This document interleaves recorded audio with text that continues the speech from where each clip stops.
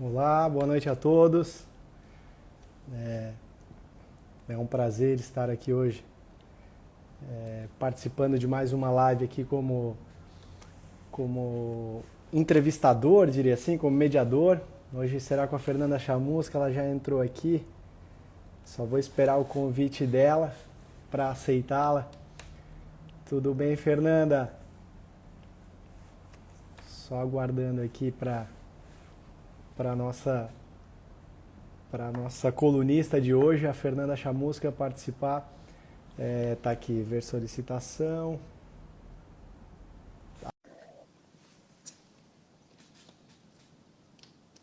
Vamos lá. Bom, boa noite a todos. Oi, Fernanda. Boa noite, tudo bem? Tá conseguindo me ouvir?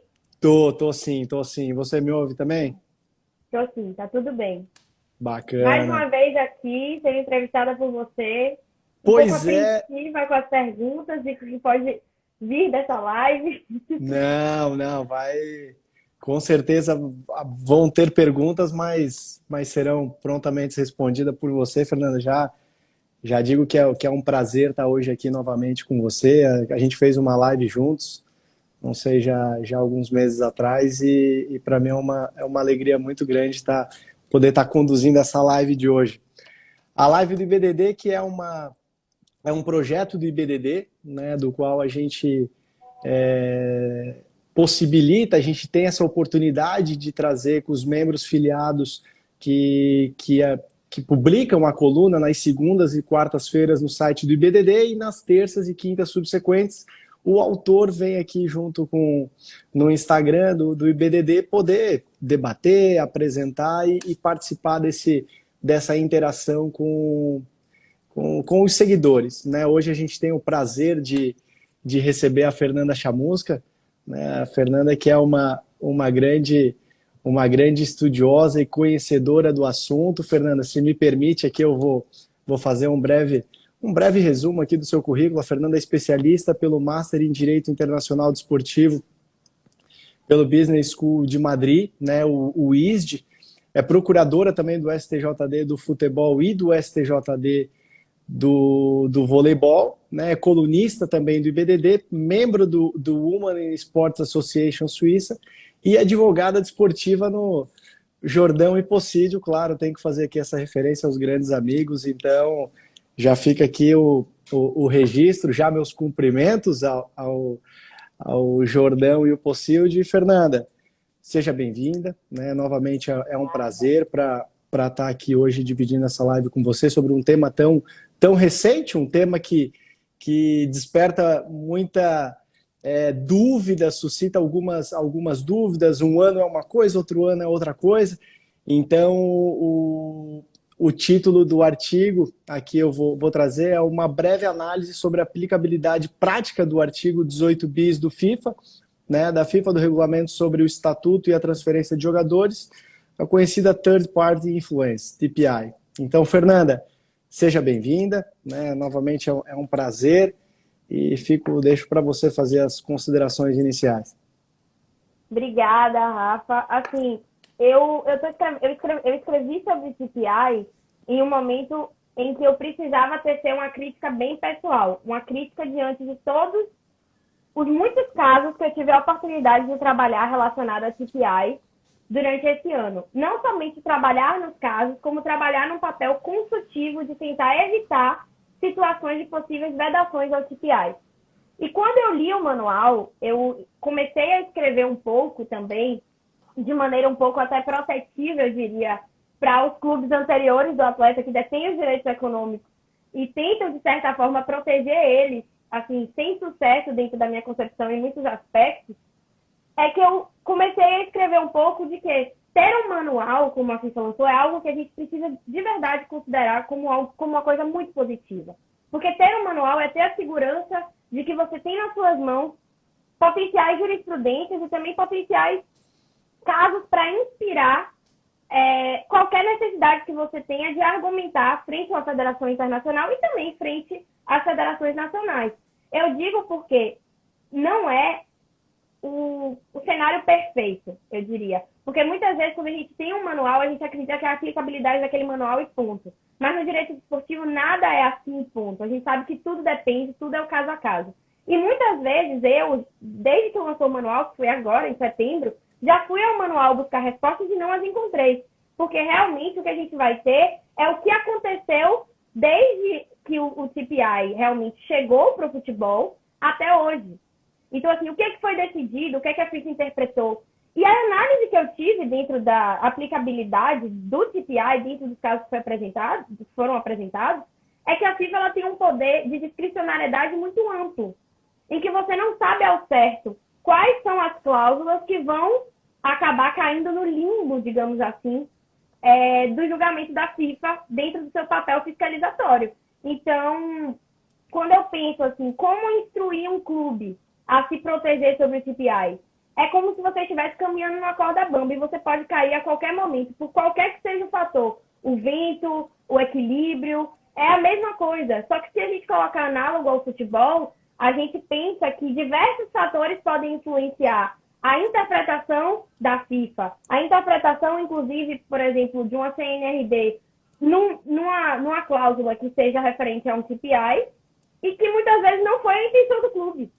Por isso que eu trouxe, inclusive, a figura do notificar de uma maneira bem expressiva para discutir exatamente o que seria uma obrigatoriedade de notificar. Como a Federação Internacional poderia abraçar essa regra.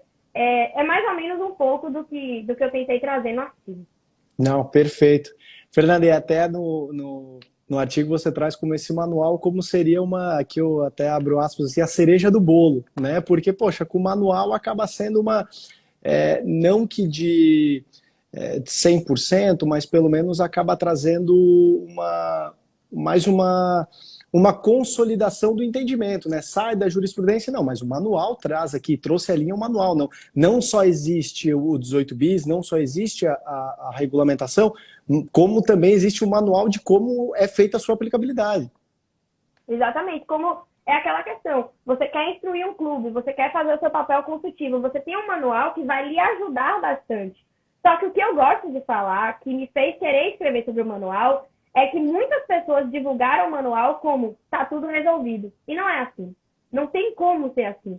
Porque a regra do TPI, quando vem no 18 bis, ela vem a vedação, mas ela não vem quais critérios são utilizados para fazer o julgamento de uma vedação.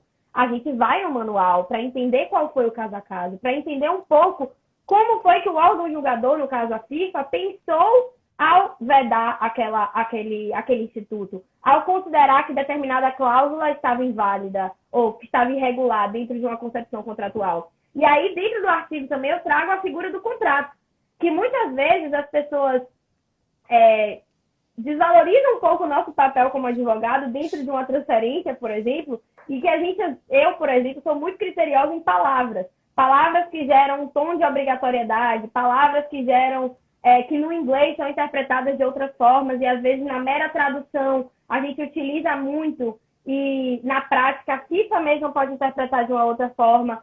Então, tudo que a gente coloca no contrato importa. E desde a minha caminhada aqui no Brasil também, e desde que eu estava na Espanha, eu aprendi muito que a gente tem que ter muito cuidado desde o contrato, principalmente numa regra como o TPI, que é uma regra preventiva. Ela é uma regra que antecede, ela é praticamente, como eu fiz analogia ao direito penal, um crime formal. É o crime que se consuma ali na existência do contrato, se o órgão fiscalizador considerar que ali naquela cláusula em questão vai existir, de certa forma, uma infração ao 18 bis do TPI. Mas é algo muito subjetivo. E dentro da subjetividade, o manual vem para tentar explicar um pouco essa subjetividade. Mas eu coloco com ênfase a palavra um pouco, porque não resolve tudo. E me incomodou muito na época do lançamento do manual o quanto as pessoas colocaram como a cereja do bolo, mas a solução de todos os problemas. Não é assim. Quando a gente trabalha no dia a dia com os clubes, a gente sabe que cada transferência ela tem os seus critérios. E cada valor envolvido, cada percentual de direitos econômicos, ele vai trazer para o clube a vontade de assumir alguns riscos, que para nós, advogados, é muito complicado quando a gente vai na prática. Como é assumir um risco de uma cláusula como essa? Será que a gente tem que ter esse papel consultivo também? Tecnicamente, sim. Então, quando eu construí o artigo, foi mais para trazer provocações às pessoas, sobre o Instituto do TPI, que, querendo ou não, ainda é bem controverso. Perfeito. Fernanda, já deixo aqui a Raquel Lima. Raquel, um forte abraço, né? E deixo aqui os meus cumprimentos também. Eu já aproveito para deixar cumprimentos ao nosso presidente do IBDD, doutor Leonardo Andreotti. E também fica aqui já o registro de quem quiser fazer qualquer pergunta, pode escrever aqui que a gente, durante a live, a Fernanda olha, eu olho, a gente pode fazer. Né? Fica também o convite. Vai sim, vai sim. E fica também o convite, né, para quem sigam o IBDD, filiem-se, né, é um material de extrema importância para o estudo do direito desportivo, então fica aqui uma série de artigos, eventos, e para quem se interessa, todos nós sabemos que é uma grande fonte do estudo jurídico-esportivo. Fernanda, e com relação ao TPI, qual foi a intenção da FIFA ao criar o tipo do artigo 18 bis, né, o Instituto do Third Party Influence, e como a entidade atua como órgão fiscalizador? E também, nesse sentido, a entidade é responsável por apurar as infrações ao tipo?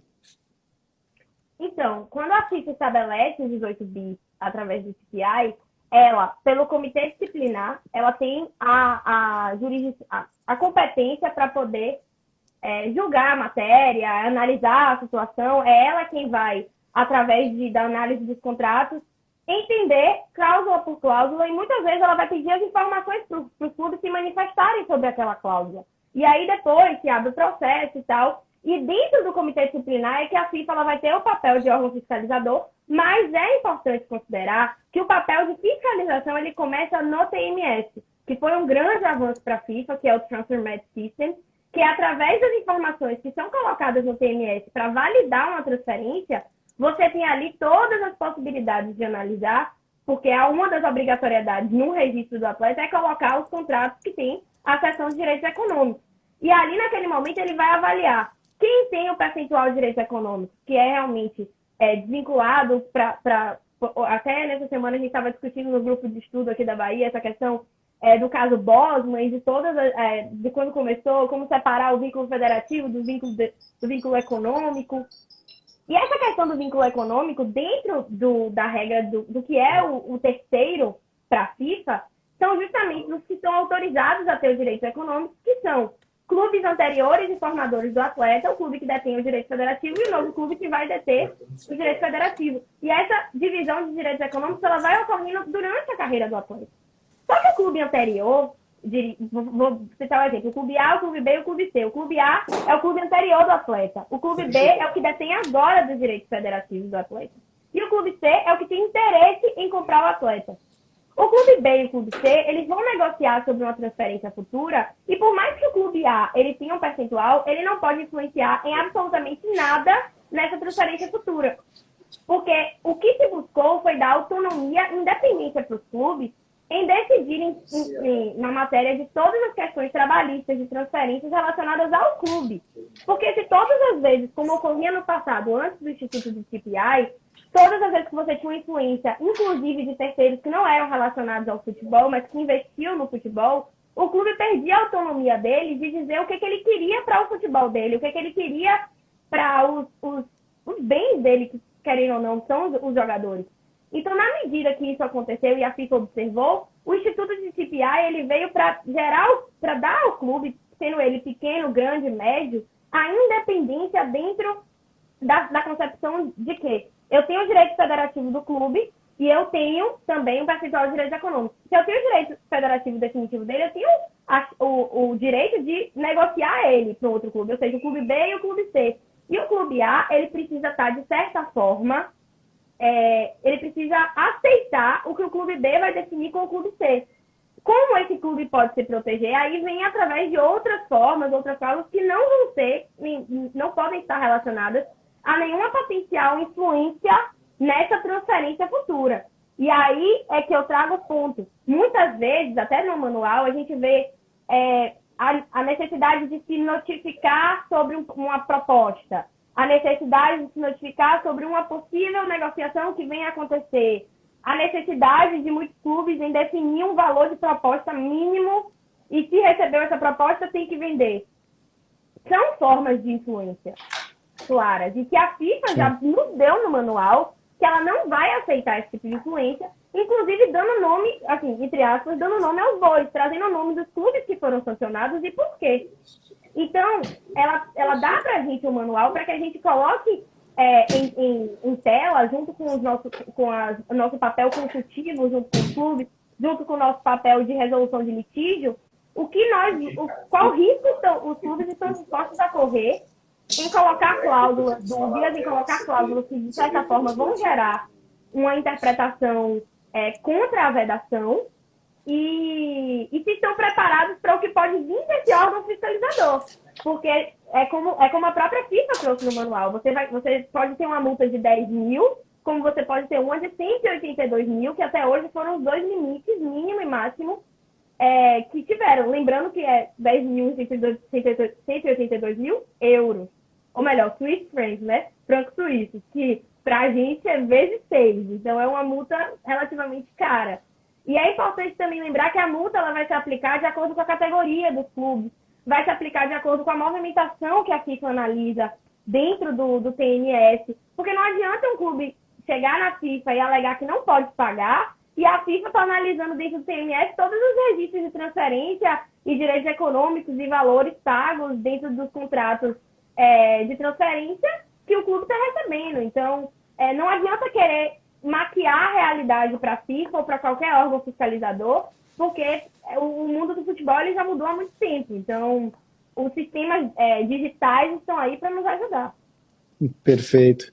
Fernanda, eu sou obrigado a fazer aqui um registro, né? Primeiro do nosso ex-presidente, conselheiro, Dr. Gustavo Delbin. É um prazer aqui acompanhar, poder vê-lo acompanhando a live, e também o Cris Possílio, né? Que deve estar com muito orgulho da Fernanda aqui, já a conhece, então fica aqui o registro, um forte abraço a ambos, né, grandes amigos. E Fernanda, e dando sequência, né, como que ocorre essa violação da regulamentação do TPI, né, e quais exemplos práticos poderíamos analisar? Você trouxe aqui já alguns exemplos do mínimo, né, de valores máximos já aplicáveis, e quais seriam as vantagens e desvantagens também dessa vedação? Então, como eu disse, depois que eu li o artigo já publicado, eu falei, nossa, minha visão foi muito, muito, muito pró clubes anteriores, e eu não pensei muito, ou talvez no momento de extrema revolta, dentro de muitos casos que eu vi, nos prós e nos contras. Então, eu acho que é interessante a pergunta para a gente trazer também, que assim, a liberdade e a autonomia dos clubes, ela precisa ser preservada e ela precisa ser valorizada. Então, no momento que a FIFA traz uma norma que veda de uma maneira ampla a possibilidade do clube anterior influenciar numa transferência futura, ela também está dando aquele clube que está fazendo suas negociações, que está investindo no atleta, que está trazendo um atleta para os seus quadros de registro, ele está dando a possibilidade desse clube ter autonomia e independência para decidir, para que não fiquem os grandes sempre dominando os pequenos ou os pequenos sempre à mercê dos grandes. Apesar de que a gente sabe que, na prática, o mercado se comporta de uma forma diferente. Então, a partir do momento que você tem a divisão de direitos econômicos, que você pode dividir, você tem que compreender que tudo é um investimento. Entende? Então, a violação, de certa forma, ela pode vir por desconhecimento da regra, como eu já vi em muitos casos, principalmente quando o problema já chega mais formado para a gente. Que é aquela questão de uma cláusula que foi colocada porque aqui no Brasil era muito comum há uns anos atrás, e eu diria até agora, você colocar algumas cláusulas que vão realmente ter uma interpretação de que o clube anterior precisa autorizar, consentir, saber, de certa forma, antes da transferência acontecer, e aí nesse vício, quando se envolve na transferência internacional, se coloca também uma cláusula como essa, só que a diferença é que via sistema TMS e também diante do poder fiscalizatório da FIFA hoje, para os dois institutos, tanto o TPI quanto o TPO, que também está abarcado no manual, é preciso ter muito cuidado, porque a multa vai ser muito maior, porque a consequência vai ser muito maior. E é importante considerar que, assim, eu já vi casos de clubes que eram primários, que nunca tinham tido nenhuma combinação na FIFA em geral, ou sequer no comitê disciplinar, que receberam uma multa direta, uma multa alta. Porque o poder da palavra importa. É o que eu estava falando. A preocupação com o inglês bem adequado, ou com o espanhol bem adequado que você coloca dentro do contrato, ela precisa prevalecer no sentido de que, quando você coloca palavras como must, que é a obrigatoriedade, quando você coloca o dever, consentir, você está dando praticamente para a FIFA o poder de lhe sancionar. Porque você está usando palavras de obrigação que vão estar diretamente relacionadas a uma transferência futura. E muitas vezes, por mais que pareça assim, louco ou irreal, a FIFA ela pode sancionar por causa de uma palavra, que ela considera que aquela palavra, dentro daquele contexto, gerava uma certa influência que dentro da interpretação dela era uma violação. Sim, o must traria uma obrigação de informação, obrigação de consentimento, no caso? Porque pare para pensar, você tem o must e você tem o shall. Eu sempre dou esse exemplo. O shall é poderia, tem a possibilidade, mas de certa forma com um pouco mais de formalismo. Mas quando você usa o must, tem que ser, obrigação, deve ser. Então, se você colocar dentro de uma frase que um clube ele deve ser notificado obrigatoriamente, ou um clube pode ser notificado, é o deve e o pode que pode gerar uma sanção muito alta para um clube. Perfeito, perfeito. Entende? Então, quando eu gosto de trazer muito essa questão das palavras, parece uma brincadeira, mas conhecer a língua é muito importante. Então, quando você vai fazer um contrato em inglês, se você não tem o domínio da língua, é importante você verificar ele várias vezes. Ou até se você tem, pela vida corrida que a gente tem, é importante verificar. Porque às vezes você pode fazer tudo certo, mas por causa de uma palavra, gerar um problema muito grande no futuro. Então, quando a gente traz a questão da violação, é importante a gente considerar também uma alusão, como eu falei, do direito penal, que o fato de estar em contrato por si só já viola o TPI, já pode ser considerado uma influência de terceiro. Por quê? Aí você coloca, eu tive um caso, por exemplo, que o clube foi sancionado pela palavra do contrato, mas no final das contas o atleta ficou livre. Não houve transferência futura, mas ainda assim a estabilidade contratual ela prevalece. Não é porque uma regra está violando um contrato que o contrato vai ser nulo, ou que aquela regra não vai mais ter o seu efeito tal como foi como é que eu posso falar? Projetado pelos clubes que estavam envolvidos naquele contrato. Então a FIFA ela traz isso também dentro do manual. Você vai receber a sanção, mas o seu contrato não está inválido ou nulo. O seu contrato ele ainda vai seguir. Entende? Perfeito. Ele vai produzir efeito. Então, desse lado, entre os prós e contras, de contra para mim, é que o clube anterior, ele abre mão, muitas vezes, de receber um valor total de uma vez só, apostando no futuro de um atleta. Apostando que aquele atleta que está transferido para o Flamengo, para o Botafogo, para um clube de Série A ou para qualquer outro clube que seja, ele tem um potencial de sair daquele clube para uma transferência melhor. Só que se ele receber tudo agora, dentro do potencial que o atleta tem agora, talvez os lucros dele não sejam tão bons quanto se ele arriscar e esperar esse atleta crescer. Entende? Então, quando a gente traz para a prática, o clube está correndo risco. Mas às vezes é um risco que vale a pena correr. E eu acho que o futebol ele não se movimenta, ele não acontece se os clubes correrem esse risco. Agora, de que forma a gente pode proteger o clube que corre risco? Porque, para mim, o TPI, de certa forma, ele protege o clube que detém o direito federativo, ele protege o clube que vai comprar, mas o clube anterior, ele não se protege. Ele abre mão, ele concede uma porcentagem dos direitos econômicos, mantém uma porcentagem, mas ele pode, da mesma forma como essa transferência pode não ser extraordinária, ele pode... Por exemplo, vou dar um exemplo prático, que é bem melhor, como eu falei, aplicabilidade prática. Um atleta que sai de um clube X, vai para um clube A, que tem muito potencial de crescimento, mas acaba que no clube A ele não se desenvolveu. Só que o clube X apostou tudo nele. E o clube A, ele é só um a mais dentro do elenco. Mas para o clube X, não, ele era o atleta. Para o clube A, ele é um dos. Então o clube A vende ele por qualquer preço, faz o que quer com ele. E o clube X, que apostou tudo nesse atleta, fica vendo navios. porque ele não pode, de certa forma, limitar em nenhuma hipótese o clube A com relação à transferência futura, e no máximo que ele pode fazer é colocar uma multa em caso de rescisão, para que não perca, de certa forma, o percentual de direitos econômicos, mas ainda assim ele não pode limitar quanto. Ele pode limitar o percentual com relação à rescisão, mas e se a transferência futura vier a ocorrer por um valor menor? Ele não vai poder opinar. Sim. Entende? E até essa questão que tu falou, Fernanda, agora pensando de arriscar, né? A gente que acompanha vê que é uma. Até acredito que ocorra mais vezes, ou seja, principalmente com clubes brasileiros, talvez não de tanta expressão, um atleta naquela primeira venda ele ir para um mercado não top liga ali da Europa, né? Ele faz aquele primeiro contrato e depois os clubes grandes da Europa acabam captando, seja exemplo de Bélgica, exemplo de Portugal, um exemplo até de Holanda. Então, assim, o clube também aposta, não, eu vou deixar para ganhar naquela segunda, né? Eu vou naquele trampolim. É o risco, é o negócio. E o ciclo do futebol, ele não acontece se esse negócio não ocorrer. Entendeu? Sim. Então, quando eu trago a questão do clube anterior, é porque esse clube anterior, ele também pode ser, como um exemplo que eu trouxe da questão da notificação, um clube formador.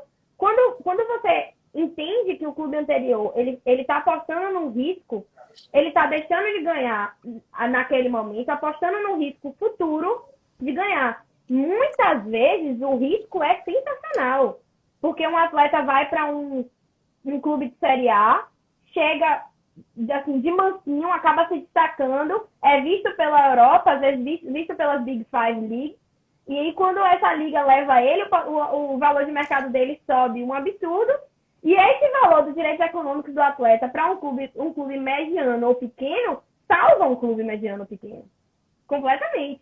Então, a aposta, ela é válida e é muito interessante.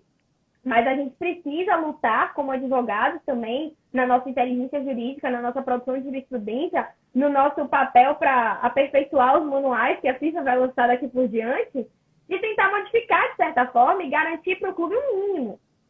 E aí, dentro dessa concepção, que eu trouxe realmente a questão da notificação. Perfeito. E Fernanda, você traz uma opinião que a regulamentação do TPI, diante de uma infração cometida ao tipo, deveria ser aplicada de forma restritiva, já que possui natureza punitiva. De certa forma, acredita que, no cenário atual, a aplicação das sanções referentes ao tipo está ocorrendo de forma exagerada? Então, eu acho que assim, a FIFA ela tem uma visão muito eurocêntrica do futebol. E quando ela passa a olhar, de certa forma, para clubes como os nossos clubes aqui no Brasil, que nós vamos ter clubes que vão ter muito potencial, mas também vamos ter clubes que às vezes não tem nenhum acesso ao TNS ou ao sistema da CBF porque está sem dinheiro para pagar um acesso ao sistema. Então, quando a FIFA olha esses clubes, às vezes ela coloca um mínimo como 10 mil Swiss francs, que equivale a hoje a 53 mil reais.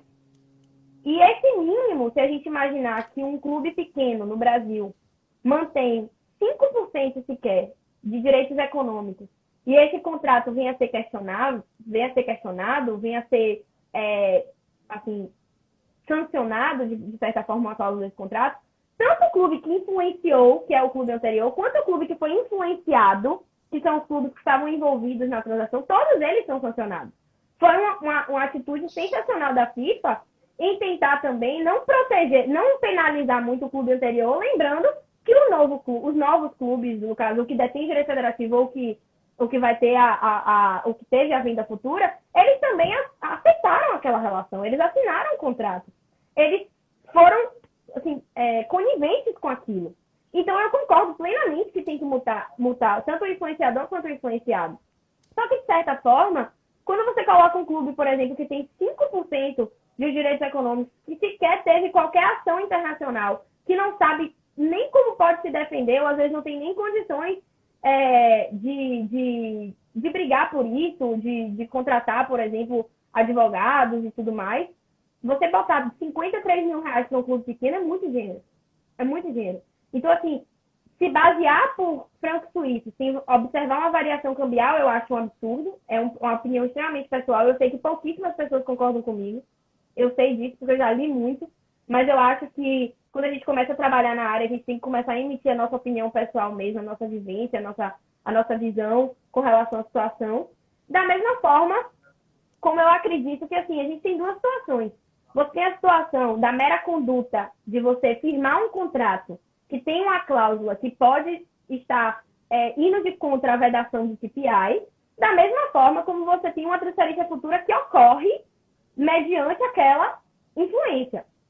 Então, para mim, são duas situações distintas. Por mais que a regra seja preventiva, eu não acho que você pode aplicar uma pena muito grave para um clube que estava apenas com aquela questão do contrato. Aí eu puxo aquele exemplo que eu falei para você. A transferência futura não ocorre. O atleta fica livre. Influência em cima de quê? Eu acredito que a regra não pode ser tão ampla. Ela precisa ter uma aplicação mais restritiva. Talvez, que aí eu já trago uma crítica ao manual, evidenciar se existe alguma diferença dentro do órgão fiscalizador para aplicar a sanção antes, pela mera existência de uma cláusula contraditória no contrato, ou após essa transferência ocorrer, quando o fato fica conhecido pelo comitê disciplinar. Eu, Fernanda, acho que deveria existir uma aplicação mais restritiva nesse ponto, porque eu não considero uma pena baixa. Assim, se a gente olhar no sistema macro, talvez para um clube como o Flamengo, para um clube como São Paulo, Palmeiras, aqui no Brasil, não seja tão caro. Talvez valha a pena correr o risco da cláusula em prol de um contrato muito bom e importante para o clube. Mas para um clube mediano pequeno é muito caro. Eu sei porque eu já vi clubes de Série A terem a necessidade de pagar, e para eles era um valor pesado, ainda mais em 2020, em que muitos clubes tiveram um orçamento a zero. Então, eu acho que penalizar por essas questões precisa ter uma aplicação um pouco mais restritiva, um pouco mais, puxar um pouquinho do direito penal, sabe?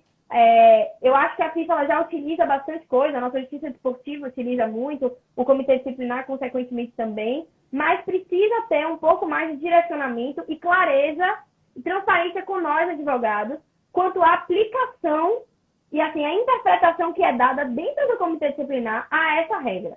Entende? É uma coisa que eu acredito. O manual ele é muito bom, mas ele tem algumas lacunas que eu, se tivesse a oportunidade, perguntaria hoje aos membros da FIFA como eles estão analisando essas situações. Perfeito. Já fica aqui aquelas mensagens lá para explicar, talvez, né? Precisa de mais algumas notas de rodapé aí do manual. Já fica aqui para os próximos, com certeza já vão ter. Fica aqui o registro também da presença da Júlia Gelli, né? O qual tenho o prazer também aqui de dividir, às vezes, a função de mediador aqui, do entrevistador, né? Também do Caio Medawar. Fica aqui o nosso grande abraço, grandes contribuintes aqui do direito desportivo brasileiro. E Fernanda, é sempre um tema muito sensível, né? Porque tanto o TPO, tanto o TPI, a gente se acostumou a ver como uma ferramenta até de manutenção dos clubes, de sobrevivência, né? E essa questão de clubes formadores, do atleta, você dispõe de uma visão protetiva sobre eles, em que pese e evidencie de maneira firme as desvantagens dessa relação frente ao Instituto do TPI, né? Muito se sabe que o mercado do futebol depende muito das divisões dos direitos econômicos entre clubes para dar continuidade ao ciclo econômico que envolve o mercado. Isso que a gente trouxe. Às vezes a gente sabe que esse investimento acaba sendo a sobrevivência do clube, a formação de um clube para disputar um campeonato, seja de tiro curto, ali 3, 4 meses, a importância que é isso, né? E diante de tudo isso que foi falado, qual análise de risco você acredita que pode ser feita para que os clubes evitarem qualquer violação à vedação do 18 bis? E ainda, assim, buscarem qualquer tipo de proteção nessa relação contratual para fazer a manutenção do clube, né? Tanto a sobrevivência quanto a proteção dele com futuros contratos. Eu acho que não adianta encobrir a realidade de que, por mais que você crie uma regra que veda, que é preventiva, acreditar que os clubes não estão cometendo qualquer infração a essa regra por causa de uma pena é a mesma coisa de acreditar que ninguém comete crime com medo da pena. Então, é preciso ter muito cuidado com isso. Eu concordo plenamente que assim, o limite de multa da FIFA para esses casos, ele já é bem elevado. E, de certa forma, não é só a multa que é aplicada para uma violação desse tipo. Você tem um escalonamento que pode gerar outras consequências, inclusive sanções desportivas. Mas quando eu trato da multa especificamente, principalmente para clubes que estão ali correndo um determinado risco para manter determinadas relações dentro da proteção deles, a gente tem que lembrar aquilo que eu tinha trazido. Por mais que seja uma vedação e ela seja punida, ela não inviabiliza que aquela cláusula seja executada no contrato, porque a estabilidade contratual também é um princípio que prevalece dentro da regulamentação internacional. Então, eu acho que, de certa forma, a FIFA ela precisa avaliar como ela aplica o Instituto e entender que a aplicabilidade ampla demais também abre espaço para que os clubes assumam o risco de cometer essa infração. Quanto mais objetivo você é, menos subjetivo, você gera mais proteção também para o sistema. É uma questão que eu acredito. Porque muitas vezes, e você pode ter essa experiência também como advogado esportivo, a gente vai passar todos os prós e os contras para os clubes, mas eles vão assumir o risco. Ainda assim, porque para eles é importante. Perfeito. Eles vão assumir o risco. Então, existe uma coisa que eu sempre falo. Você tem que fazer X ou Y, mas se o clube quiser assumir o risco, pode fazer D ou N. Você tem que ter o jogo de cintura para tudo quando você advoga para o futebol. E assumir o risco faz parte dele. E aí eu puxo um gancho também que a FIFA precisa lembrar sempre. O futebol ele é um negócio, e negócio tem risco. Não adianta querer acreditar que os clubes vão seguir à risca qualquer regulamentação que foi feita numa visão eurocêntrica para todo mundo e acreditar que, por exemplo, vou puxar um pouquinho o TPO, acreditar que ninguém mais precisa de um TPO, por exemplo. Acreditar que qualquer influência é prejudicial. E não é assim. Porque tem muita gente assumindo risco nesse processo. O clube anterior assume o risco. O clube que detém agora os direitos federativos assume o risco. O clube que vai comprar e efetuar a transferência futura, ele também assume o risco. Não dá para você proteger apenas um lado, entende? Então, assim, agora mesmo, com o atleta sendo detentor dos seus direitos econômicos e não sendo terceiro, um grande avanço. Mas, de certa forma, a gente precisa também definir quais são os parâmetros dentro dos direitos econômicos que esse atleta vai poder se movimentar, vai poder atuar. A FIFA também está omissa ainda com relação a isso. E a regulamentação, ela só muda, ela só se transforma quando a gente também traz respostas para a federação. Por mais que eles queiram manter os advogados um pouquinho longe, a gente vai continuar ali do lado, trazendo algumas respostas, que é o que eu acredito que a gente precisa sempre levar.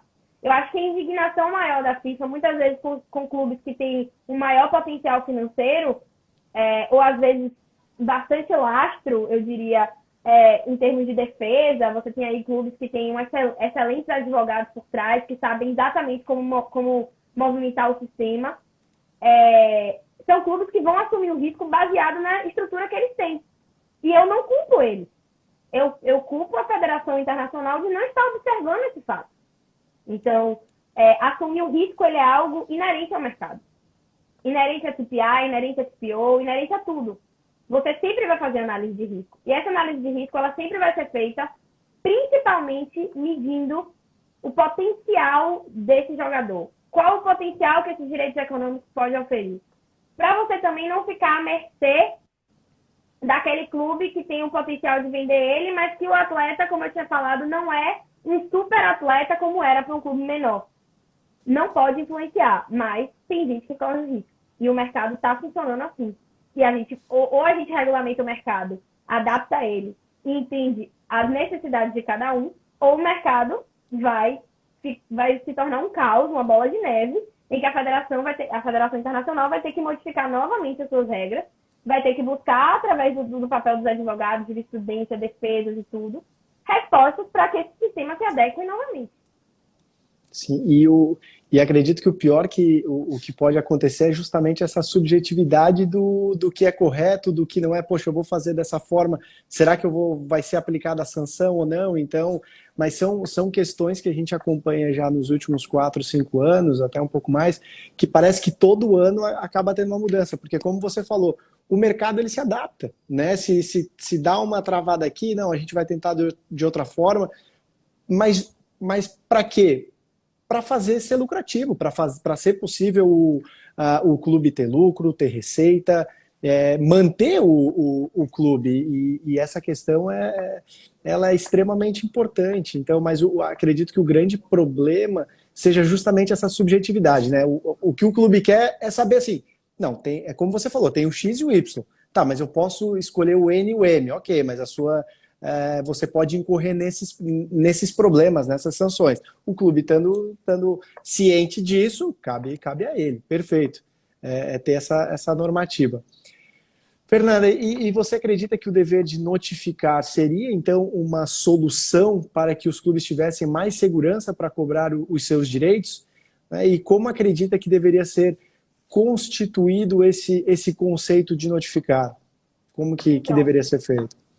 aí eu trago uma das coisas que eu mais assim, busquei nos últimos 9 meses com relação à aplicação de CPI, ou melhor, a tentativa de evitar a violação e, ao mesmo tempo, trabalhando com direitos de informação.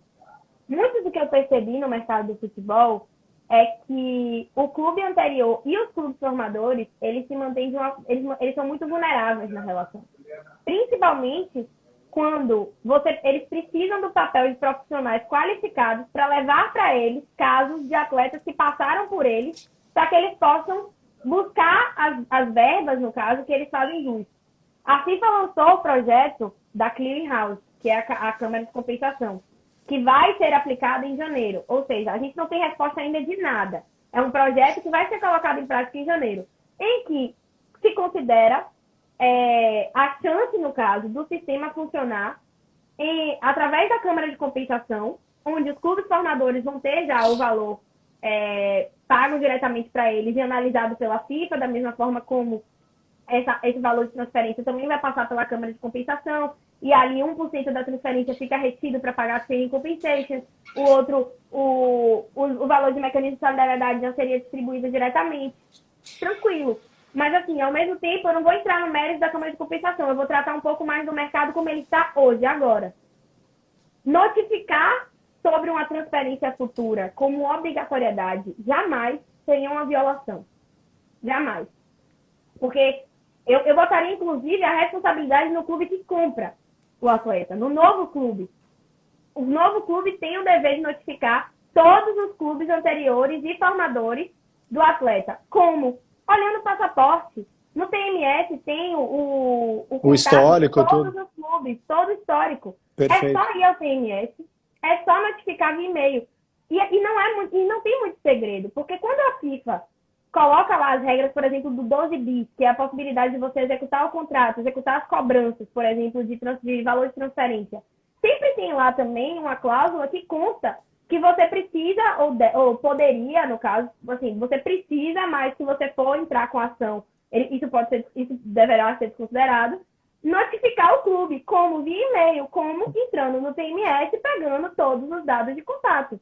Então, assim, se entrar no TMS também é algo que a FIFA se utiliza para uma comunicação de cobrança, por que não poderia ser uma obrigatoriedade dentro do regulamento da FIFA a notificação de uma transferência futura? Perfeito. Ou seja, a transferência ela já se concluiu.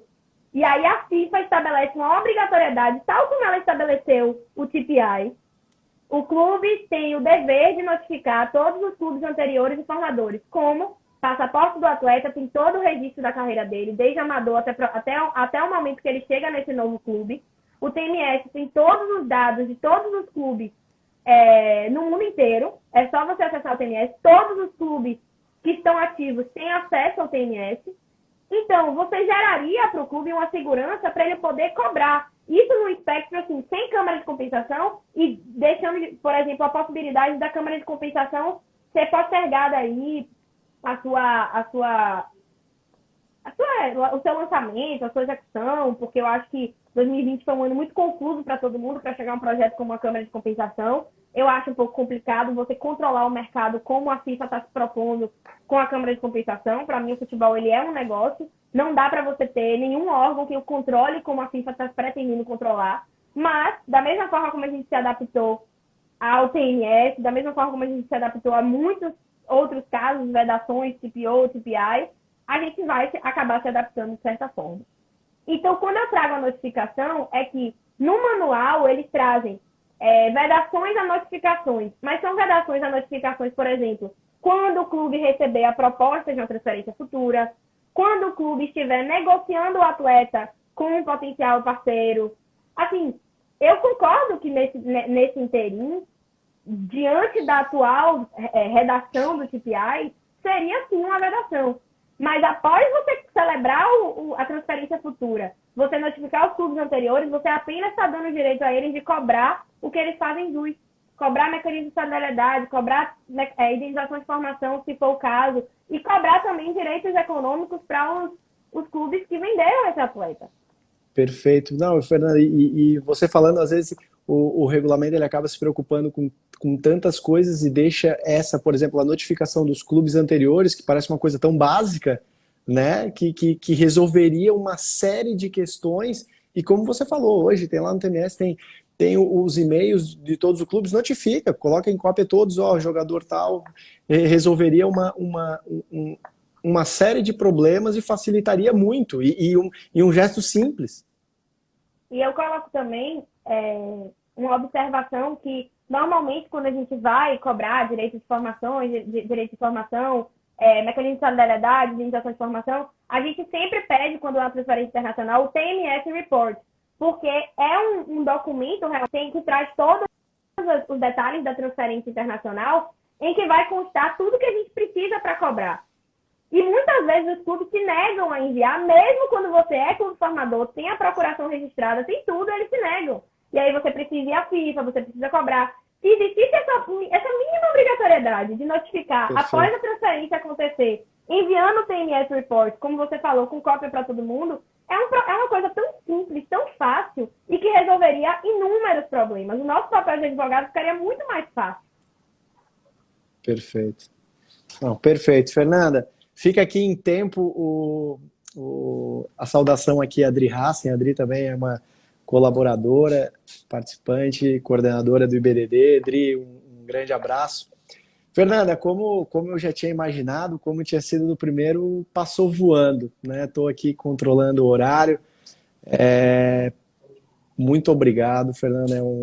Novamente foi um prazer. Você é uma grande estudiosa, conhecedora e só tenho que agradecer, e é um prazer poder contribuir e brindar os leitores e também os seguidores do IBDD com essa aula, né, de uma estudiosa, de quem acompanhou e que estuda muito o tempo na Europa e também extremamente ligada a essas questões, regulamentos de FIFA. E, Fernanda, fica aqui o meu agradecimento e passo aí para você fazer as considerações finais e muito obrigado.